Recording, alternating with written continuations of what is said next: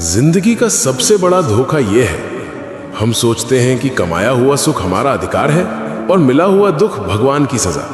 पर सच्चाई उल्टी है। दुख वहीं भेजा जाता है जहां उठने की क्षमता हो, और भगवान वहीं ठहरते हैं जहां आत्मा हार मानने लगे। आज जो ये कहानी सुन रहा है, शायद तुम्हारे अंदर भी एक टूटा हुआ हिस्सा होगा। तो ध्यान से सुनो। ये कहानी किसी एक लड़के की नहीं, ये हर उस आत्मा की है जिसे समय ने कड़ा बनाया है। एक लड़का, मेहनती, सरल, श्रद्धावान, पर किस्मत ने उसे सिर्फ इंतजार दिया और लोग ठहाके। कोई उसका श्रम नहीं देखता, सिर्फ पूछता, भगवान ने तेरे साथ ऐसा क्यों किया? और एक रात उसने आसमान से फुसफुसाया, महादेव, क्या मेरी भक्ति अधूरी थी? जवाब फिर भी खामोशी। पर वही खामोशी उसके भीतर एक नई चीख जगा रही थी, एक बदलाव की आग। वो टूट कर गिरा, पर टूटना उसकी पराजय नहीं थी, ये उसके अहंकार की मृत्यु थी।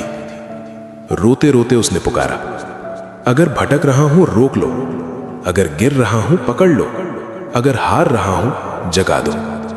और पहली लकीर यहीं बदली। जब जिंदगी का प्रश्न क्यों मैं रूपांतरित हुआ, अब मुझे क्या सीखना है।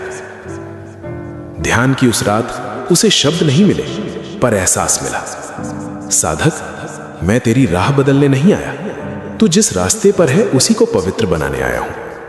यह संकेत था, भक्ति भागने का द्वार नहीं, टिके रहने का व्रत है।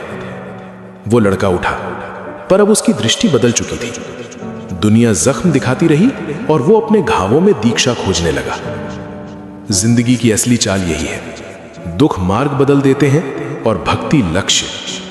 महादेव चमत्कार नहीं करते, वो इंसान के भीतर से पशु को हटाकर साधक पैदा करते हैं। जो राह टूटकर छूटी थी, वहीं से अब साधना का प्रथम चरण शुरू होता है। याद रखना, जिस इंसान को वक्त ने गिराया है, उसे भगवान थाम कर उठाते हैं, ताकि वो गिरने वालों को उठाना सीख जाए। भक्ति तुम्हें भागने नहीं देगी, भक्ति तुम्हें दिशा देगी।